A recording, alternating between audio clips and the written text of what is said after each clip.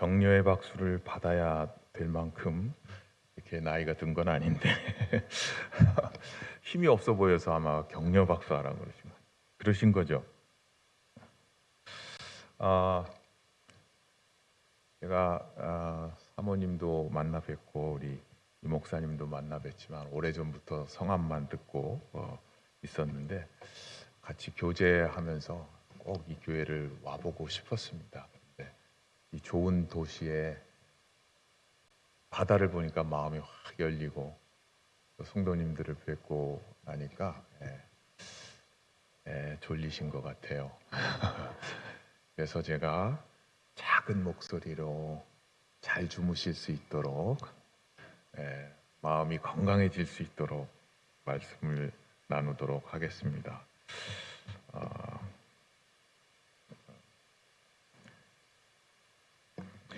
오늘 읽은 하나님의 말씀은 잠언 4장 23절인데요. 잠언 4장 23절의 말씀을 공동 번역으로 읽으면 이렇게 번역을 했습니다. 무엇보다도 네 마음을 지켜라. 그것이 바로 복된 삶의 셈이다. 우리의 마음을 건강하게 지키는 것이 복된 삶의 넘치는 근원이고 그 샘물이 넘쳐서 복을 나누게 된다는 말씀입니다. 요즘에 보면 사람들이 힘들어하는 사람들이 많이 있습니다. 사회적으로 절망하는 사람들도 많이 있고요. 외로움과 우울로 살아갈 용기를 잃어버린 사람들이 늘어가고 있습니다. 2018년도에 영국에서는 자국민 가운데 영국 사람과 한국 사람들 인구수가 거의 비슷한데요. 5천만 명, 5,500만 명 그 정도 되는데 국민들 중에 900만 명 이상이 우울증으로 고통을 받고 있다 그러면서 나라에서 외로움 담당 장관을 임명했습니다. 외로움은 사회적 질병일 뿐만 아니라 나라의 근간을 흔드는 것이다. 교회 나시는 분들은 담배 안 피시잖아요, 그죠? 또 담배를 좀 펴도 절제하면서 피실 텐데 외로움은 하루에 담배를 15개 피는 것과 마찬가지다. 제가 한 말은 별로 권위가 없는데 영국 장관께서 하신 말씀이에요. 코로나 시대를 지나면서 일본에서는 고독부 담당상 장관을 임명했어요. 2021년도에. 그동안 한국도 그렇고 일본도 그렇고 청년 여성들 젊은이들의 극단적 선택이 계속 줄어들고 있었는데 코로나 시대를 지나면서 급격하게 늘어나기 시작했고요. 특별히 여성 청년들의 자살률이 높아져서 일본에서도 마찬가지고 한국에서도 같은 그런 상황을 보이고 있는데 그래서 일본에서는 고독부 장관을 임명했습니다. 한 연구 결과에 보면 나이가 낮아질수록 더 외롭고 우울하다는 거예요. 20대는 67%, 30대 64%, 40대 57.2%. 그런데 극단적 선택을 하는 사람들은 노년층이 훨씬 더 많습니다. 그런데 일상생활에서 왜 그러면 이렇게 외로움을 느끼는가? 통계 조사를 보니까요. 외로움을 느끼는 이유는 경제력이 없어서 40.2%, 딱히 만날 사람이 없다고 느껴져서 37%, 미래에 대한 희망이 없어서 31.4%.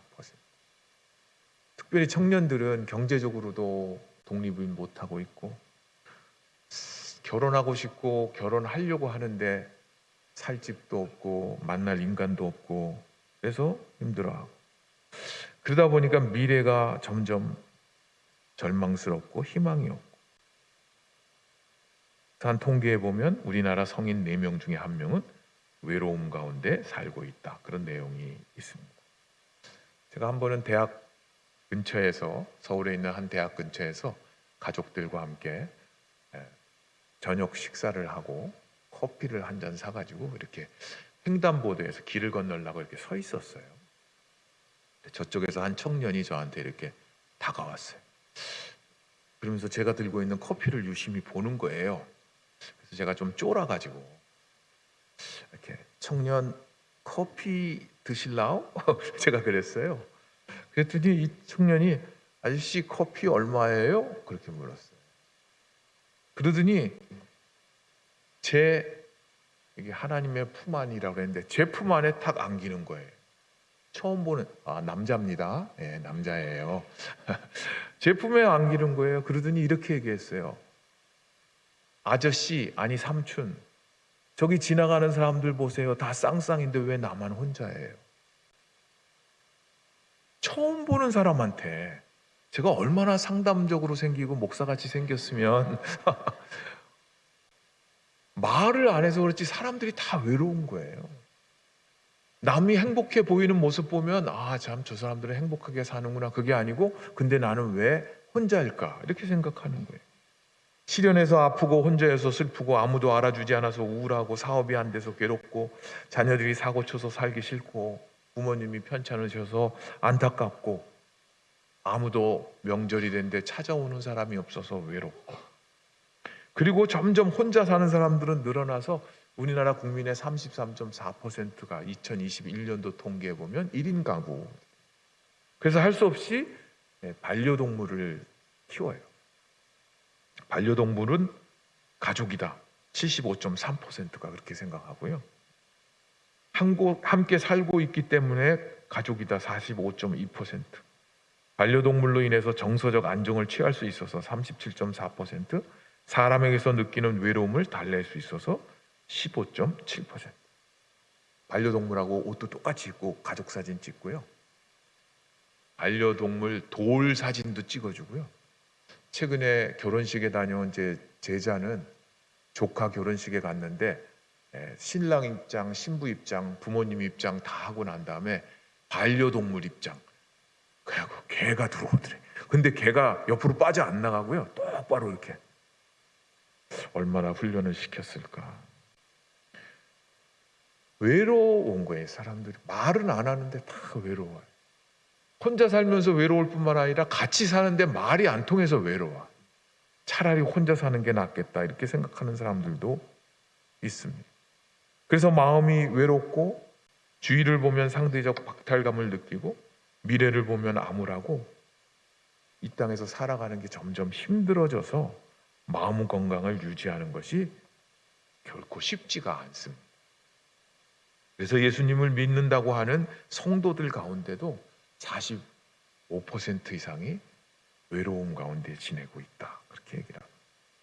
그래서 마음이 무너지고 있는 것이 우리 인생에 있어서 가장 중요한 문제 중에 하나이고 가정의 모든 문제도 이 마음의 문제입니다. 하와의 마음에 간교한 뱀의 유혹의 말 하나님과 같이 된다는 소리가 들려졌을 때 그 소리를 듣고 선악과를 보니까 보암직도 하고 먹음직도 하고 지혜롭게 할 만큼 탐스럽기도 했다. 그래서 그 선악과를 먹는 죄를 범하기 전에 이미 그 말을 들으면서 마음이 흔들렸고 마음의 움직임이 있었고 그래서 하나님께서 여호와께서 사람의 죄악이 세상에 가득함이 그의 마음으로 생각하는 모든 계획이 항상 악하다. 그렇게 말씀을 하셨습니다. 우리가 살아가면서 아프다고 표현하는 말들 가운데 질병, 상처, 고통, 불화, 불만, 분노, 우울, 외로움 다양한 말들이 있습니다. 이 모든 것들이 우리의 마음에 뿌리를 두고 있습니다. 잠언 15장 13절은 마음의 즐거움은 얼굴을 빛나게 하여도 마음의 근심은 심령을 상하게 한다. 옆에 있는 분 한번 얼굴 보셔요. 얼굴이 빛나고 있는지 안 빛나고 있는지. 마음의 즐거움은 얼굴을 빛나게 한다 그랬어요. 이 얼굴은 영혼과 굴, 통로, 영혼이 통하는 이 통로다 그런 표현을 하는데 어떤 분은 이렇게 얘기했어요. 남편이 예수님을 닮은 사람인지 아닌지를 살펴보려면 아내의 얼굴을 보면 알 수 있다. 아내의 얼굴에 남편이 준 것과 안 준 것이 다 쓰여져 있다는 거예요. 안 받았어도 이렇게 다 웃으시고 빛나게 해야 되는데 마음의 문제라는 거예요. 그래서 잠언 기자는 오늘 4장에서 이렇게 말씀합니다. 4장 1절부터 하나님의 사람들, 아들들, 자녀들에게 삶을 살아가면서 잊지 말아야 할 지혜와 명철과 훈계의 중요성을 이야기하면서 20절, 21절에 잠언의 말씀을 잘 듣고 잘 보고 22절, 23절에 마음을 지키는 것이 생명이고 육체의 건강이고 생명의 근원이고, 그래서 24절부터 27절까지는 마음을 지키는 것은 해치는 말을 삼가고 악을 떠나서 지혜의 말씀에 순종하는 것이다. 그렇게 권면을 합니다. 그 중에 23절은 모든 지킬 만한 것 중에 더욱 마음을 지켜라 그렇게 합니다. 이 마음을 지킨다는 것은 마음을 보존하다, 조심하다, 유지하다, 지켜내다. 주위에 보면은 건강을 지키기 위해서 이만큼씩 드시더라고요. 비타민C, 오메가3, 뭐 이만큼. 예. 근데 이게 얼마나 효능이 있는지는 잘 모르겠어요. 어떤 사람들은 실추된 명예를 지키기 위해서 모든 노력을 합니다. 재산도 건강도 명예도 중요합니다. 그런데 가장 중요한 것은 마음을 지키는 것입니다. 오늘 이 사회의 문제점 중에 하나는 무엇입니까? 법과 원칙을 무시하고 자신의 이익이 된다면 남의 생명조차 경시하는 무너진 마음. 눈물의 선지자 예레미야는 백성들을 바라보면서 예레미야 17장 9절에 이렇게 말씀합니다. 만물보다 심히 거짓되고 부패한 것은 마음이다. 세상이 거짓되고 악해지고 있는 것은 우리의 마음이 타락하고 부패했기 때문입니다. 바울 사도는 말세에 고통하는 때가 이르는데 그때는 각각 사람들이 자기를 사랑한다. 자기만을 사랑한다. 자기 중심적이고 자신의 유익만을 구하는 욕심, 그 마음이 말세에 고통받게 되는 때의 증거라고 말씀을 하고 있습니다.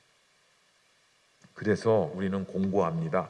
낙심됩니다. 실망하고 실수하고 죄를 범하지만 그럼에도 불구하고 우리는 하나님의 말씀으로 다시 돌아가야 됩니다. 바울 사도는 오라 나는 공고한 사람이로다. 이 사망의 몸에서 누가 나를 건져낼까? 로마서 7장에 그렇게 한탄하면서 바로 우리 주 예수 그리스도로 말미암아 하나님께 감사하리로다. 그런즉 내 자신이 마음으로는 하나님의 법을, 육신으로는 죄의 법을 섬긴다. 우리의 마음이 하나님의 법을 섬기고 그리스도 예수 안에서 자신을 발견하면 그곳에 죄사함이 있고 생명의 성령의 법이 다스리게 된다. 그렇게 고백합니다. 그래서 오늘 말씀은 무엇보다 마음을 지켜야 되는데 더욱 힘써 마음을 지켜야 되는데 무엇보다도 모든 것 위에 마음을 지켜야 되는데 어떻게 마음을 지킬 수 있는가? 로마서 12장 2절에 보면 이렇게 말씀합니다. 너희는 이 세대를 본받지 말고 마음을 새롭게 하라. 이 세대를 본받지 말라는 이 본받는다는 것은 이 세상과 일치하지 말라. 이 세상이 찍어내는 주물틀대로 그냥 찍혀서 나오는 세상의 가치관 그대로 살지 마라. 돈이면 다 된다, 황금 만능주의, 즐기면 되고 자극이 되면 좋다, 쾌락 탐닉주의, 요것이 돼야 된다, 외모지상주의. 그 너무 많죠. 저 같은 사람을 동안이라고 그러고 얼짱이라고 그러고 크게 웃으셨어요. 심지어는 강도 얼짱도 있었어요. 강도도 얼굴이 잘생겨야 되는데 얼굴은 V라인, 몸매는 S라인, 다 외모지상주의죠. 세상을 닮기 위해서는 노력이 필요하지가 않습니다. 죄를 짓기 위해서는 노력할 필요가 없습니다. 가만히 있으면 죄를 짓게 되어 있습니다. 가정 깨지는 거 쉽습니다. 그냥 닥치는 대로 살면 가정 깨지게 되어져 있습니다. 그래서 오늘 하나님의 말씀은 이 세상의 방법대로 살아가지 말아라. 요한 1서 2장에 보면 이 세상이나 세상에 있는 것들을 사랑하지 말라. 누구든지 세상을 사랑하면 아버지의 사랑이 그 안에 있지 아니하니 이는 세상에 있는 모든 것이 육신의 정욕과 안목의 정욕과 이생의 자랑이다. 다 아버지께로 온 것이 아니요 세상으로부터 온 것이니 이 세상도 정욕도 지나가되 오직 하나님의 뜻을 행하는 자는 영원히 거하느니라. 우리의 육신의 정욕, 내가 느끼고자 하는 욕망, 안목의 정욕, 내가 보고 갖고자 하는 욕망, 이생의 자랑, 되고자 하는 욕망, 이 모든 것들이 하나님으로부터 떠났다는 거예요.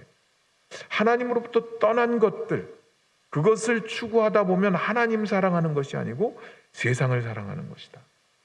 그래서 우리가 가진 것을 지키기 위해서 우리는 수많은 노력을 하지만 마치 바벨탑을 높이 쌓아서 흩어짐을 면하자 그렇게 외쳤던 그 시대의 사람들처럼 그 속에 하나님을 향한 마음이었고 그 마음이 세상을 따라가기 때문에 갖고 있는 것을 다 잃어버려요.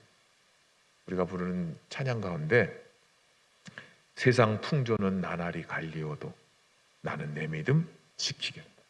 세상 풍조는 나날이 바뀌어요.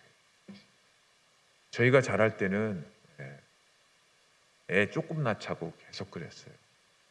잘 기른 딸 하나 열 아들 부럽지 않다. 이런 표고했고요. 3명 낳으면 보험이 커버가 안 됐어요. 둘 낳으면 조금 이렇게 한 명 안 낳거나 한 명 낳죠. 그게 불과 오래지 않았어요. 지금은 나야 나라가 산다 그래 안 나요. 이제 제가 자랄 때는 제가 연식이 오래된 건 아닌데요. 이렇게 살찐 사람을 우리가 흠모했어요. 그때는. 그래서 이렇게 살이 찌면 장군감이라고 그랬어요. 어렸을 때 사장님이라고 그래요. 심지어는 우량아 선발대회란 게 있었어요. 분유통에 이렇게 이러고 있는 애 사진 찍어가지고 지금은 애 유전자 뚱뚱 세포 어렸을 때부터 하면 큰일 난다고 난리가 났어요. 우리는 세상의 방법대로 뭐가 좋다 그러면 뭐 이렇게 하면 저렇게 막 우왕좌왕하고 살아요. 그렇지만 세상의 풍조는 날날이 바뀌기 때문에 그 풍조를 따라서는 살 수가 없어요. 내 마음을 지켜야 되는데 생명의 근원이 거기서 나오는데 성경에서는 이 생각, 마음이란 것이 생각, 깊은 생각, 삶, 슴 이런 단어에서 마음 이렇게 왔다고 그러는데 이 마음으로 번역된 이 마음은 우리의 생각을 바꿔야 된다는 거예요. 너희는 이 세대를 본받지 말고 마음을 새롭게 하라. 새롭게 한다는 건 우리의 생각을 바꿔야 된다는 거예요. 그래서 생각은 이 삶과 연관되어 있고 우리의 마음이 연관되어 있고 이 마음에 하나님께서 일하시는 생명의 중심이 그것이죠. 그래서 예수님께서 팔복을 말씀하실 때도 마음이 가난한 자 복이 있다. 마음이 청결한 자 복이 있다. 마음을 말씀하세요. 마음이 가난하고 마음이 청결하다. 그건 뭐예요? 마음 자체가 잘못된 것이 아니라 이 마음을 주관하시는 분이 하나님이시고 예수님이시고 그가 다스리고 지배하지 않으면 사탄이 지배하고 세상이 그 마음을 사로잡는다. 그래서 우리는 생명의 근원인 마음을 어떻게 지킬 수 있을까? 마음을 새롭게 해야 마음 건강을 이룰 수 있습니다. 로마서 1장 28절 보면 그 당시에 사람들이 마음에 하나님 두기를 싫어했다. 그래서 하나님께서 그들을 그 상실한 마음대로 내버려 두사 합당하지 못한 일을 하게 하셨다. 이 마음에 하나님을 두기를 싫어하면 하나님께서 강제적으로 바꿔주시면 좋겠지만 상실한 마음 상태로 그냥 내버려 뒀다는, 하나님의 능력이 없으심이 아니요 마음에 하나님을 두기를 싫어하는 자에게 하나님께서는 강제적으로 일하시지 않는다는. 그래서 마음을 새롭게 하는 것은, 하나님을 마음에 두는 것은 내 생각을 하나님의 말씀으로 전환하는 것입니다. 하나님께서 복잡한 명령을 주지 않았습니다. 로마서 5장에 보면 술 취하지 말라 이는 방탄한 것이니, 술 취하지 말라 이는 방탕한 것이니 어떻게 해요?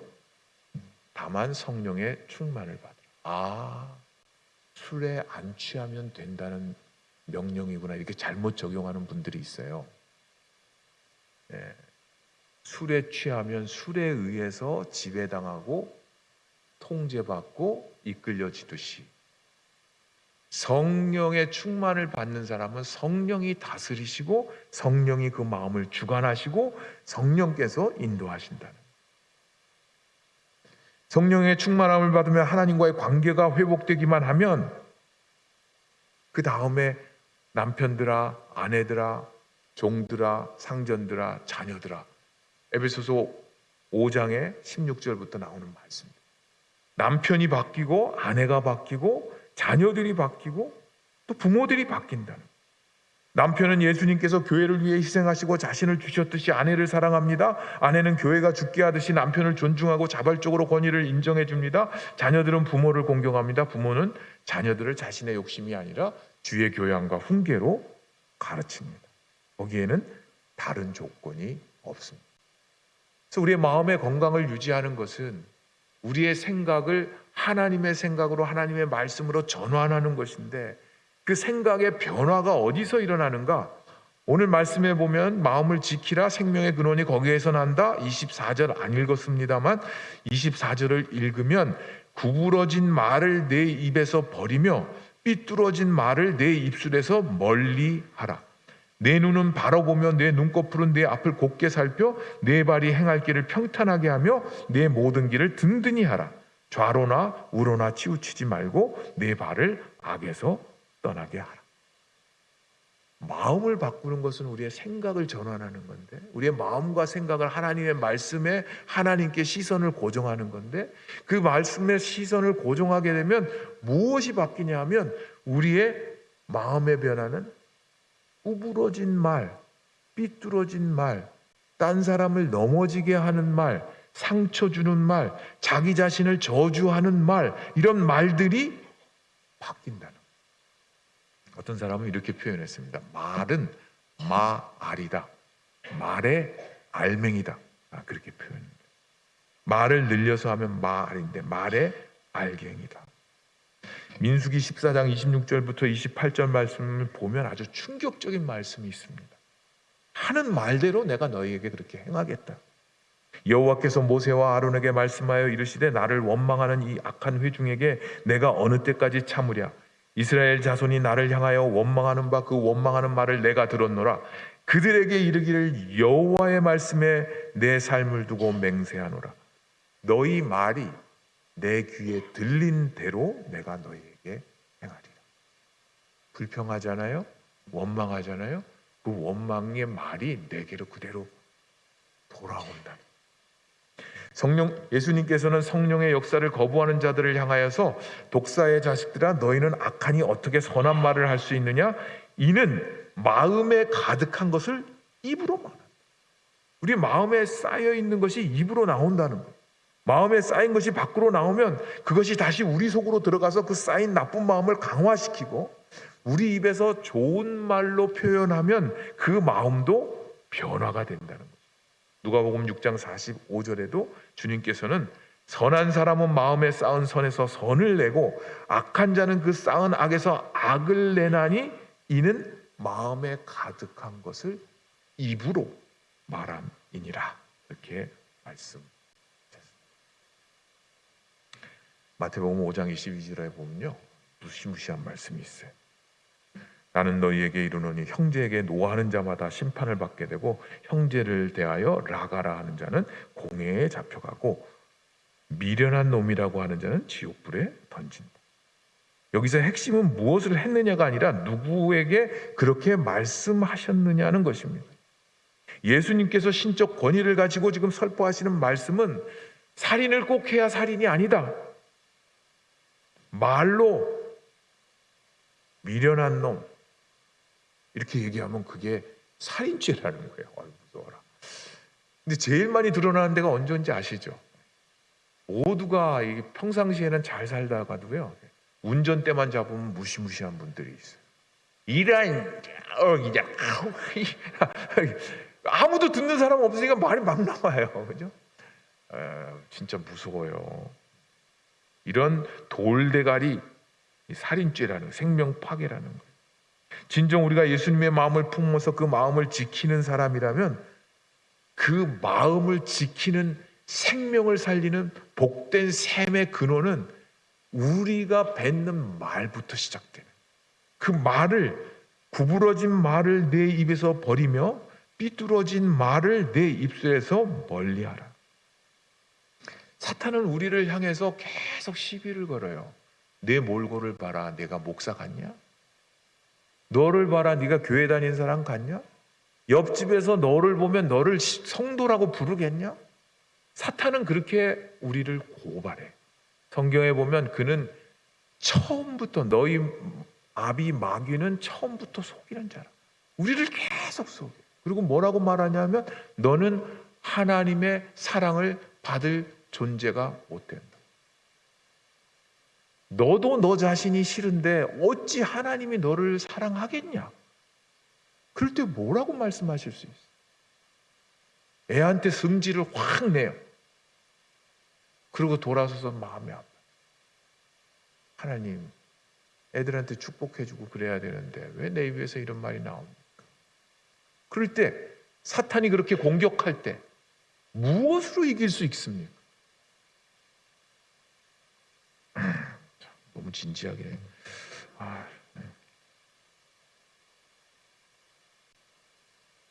날 사랑하시 성경에 써있네.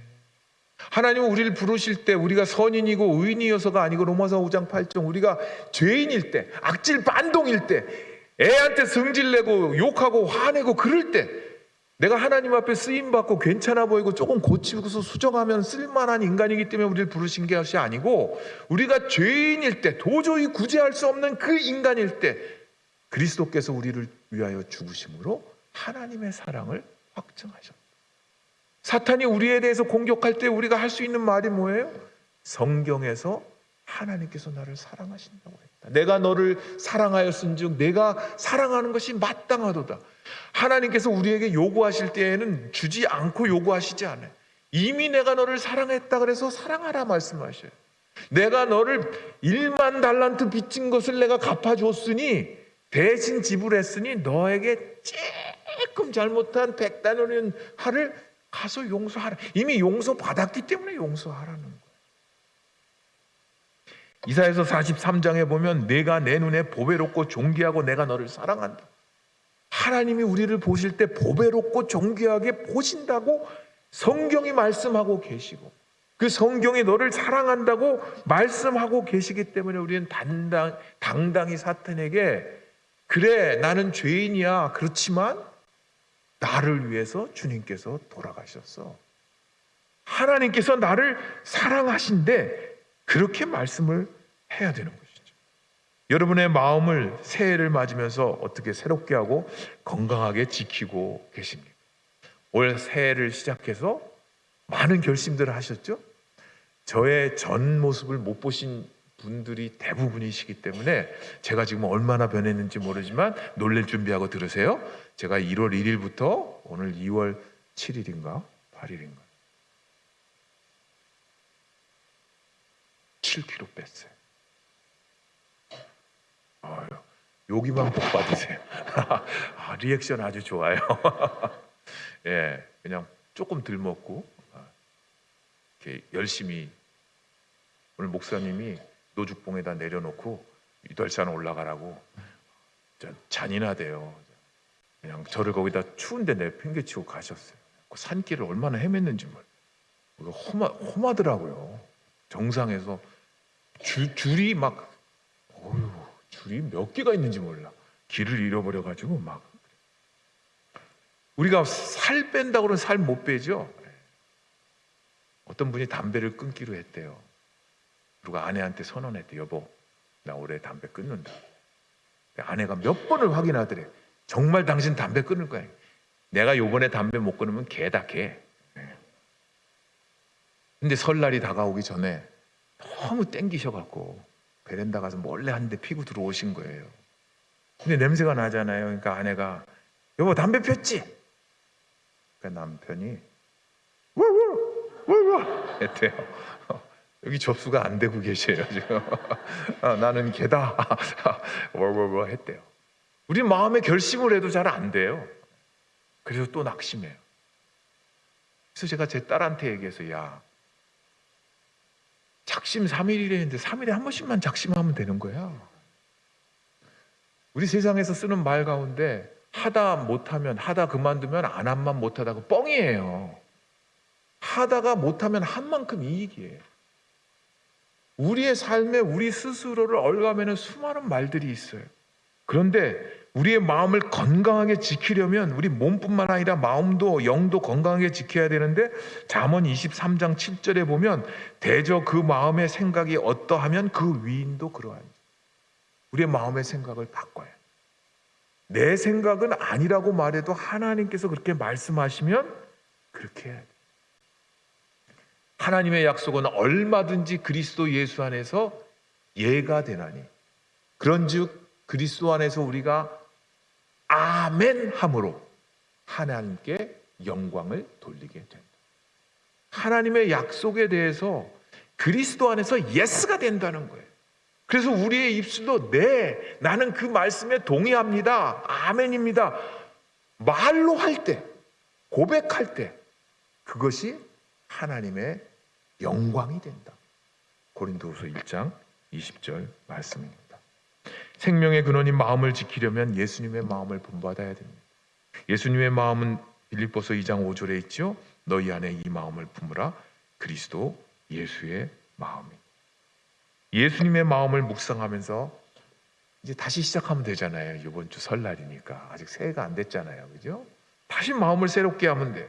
그리고 다시 시작하면 돼. 너희 안에서 그런 기특한 생각을 행하시는 이는 하나님이시니 너희로 마음의 소원을 두고 행하게 하신다. 우리에게 좋은 생각을 주시는 건 하나님께서 주시는 거예요. 그 마음의 생각을 주시고 우리에게 행하게 하시고 자기의 기쁘신 뜻을 위하여 소원을 두게 하시고 행하시고.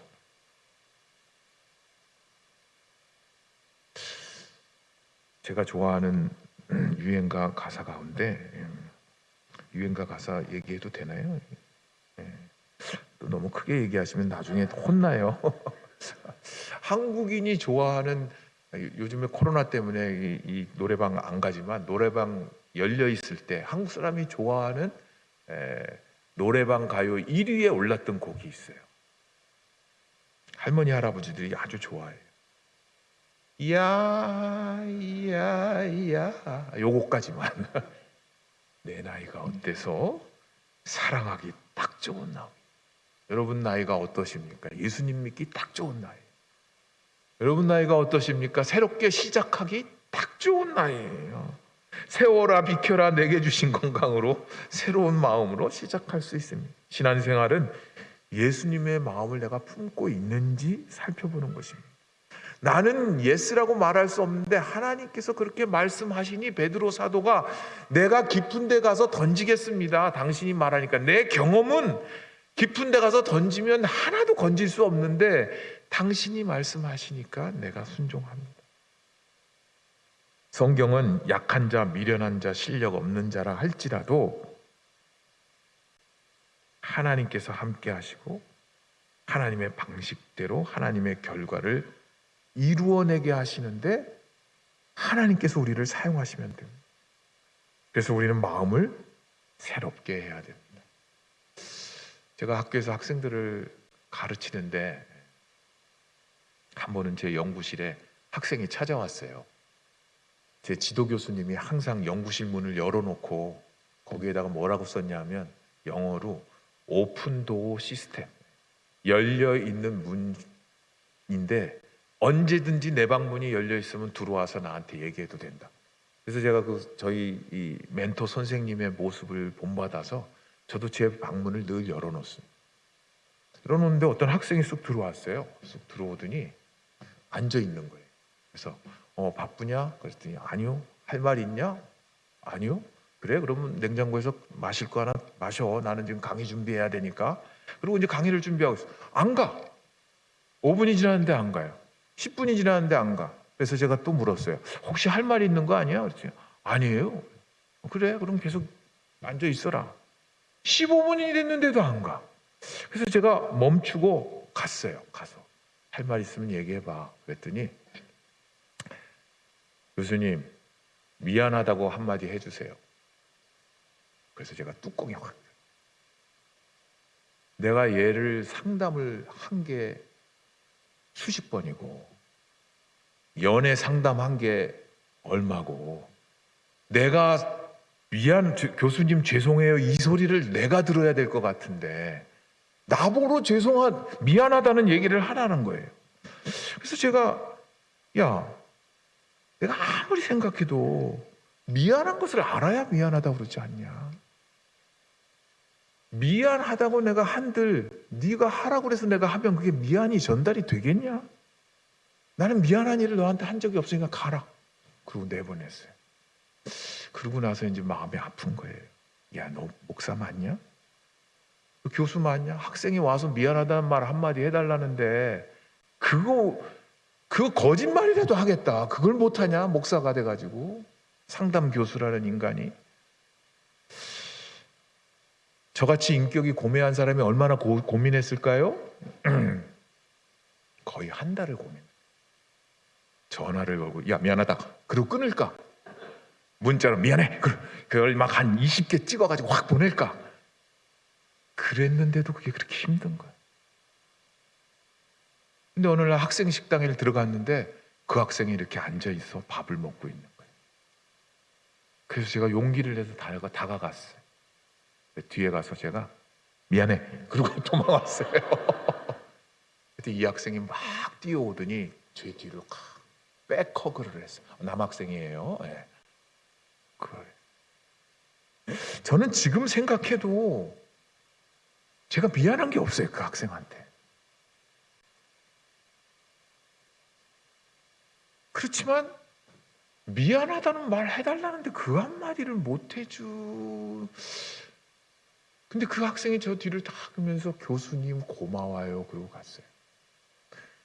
지금도 저는 그걸 알고 싶어요. 제가 뭘 잘못했는지. 예. 근데 마음을 바꾸는 게 그렇게 쉽지가 않아요. 그런데 주님을 생각하면 가능해요. 주님이 오래 참고 기다려.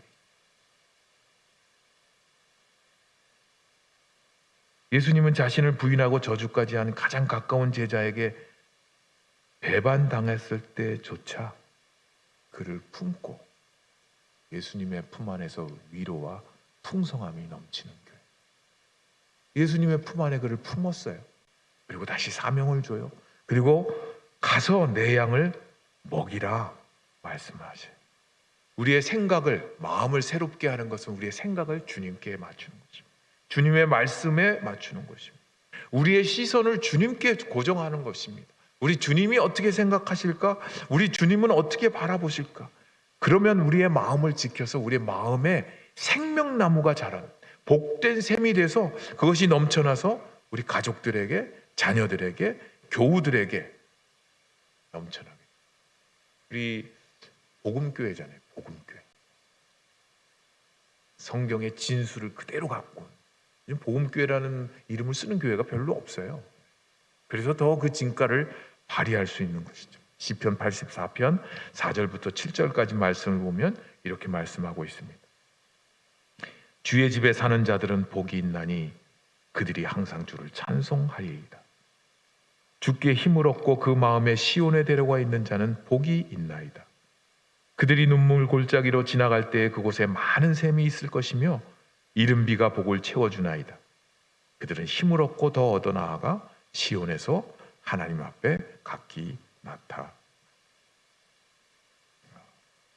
우리 목사님 찬양을 너무 잘해가지고 제가 이 찬양을 한번 부르고 끝나야 되는데, 주께 힘을 얻고 그 마음에 시온에 데려가 있는 그대는 하나님의 축복의 사람이죠. 주님 그대를 너무 기뻐하시죠. 조금 더 올려서 해야 되겠어요. 주께 힘을 얻고 그 마음에 시온에 데려가 있는 그대는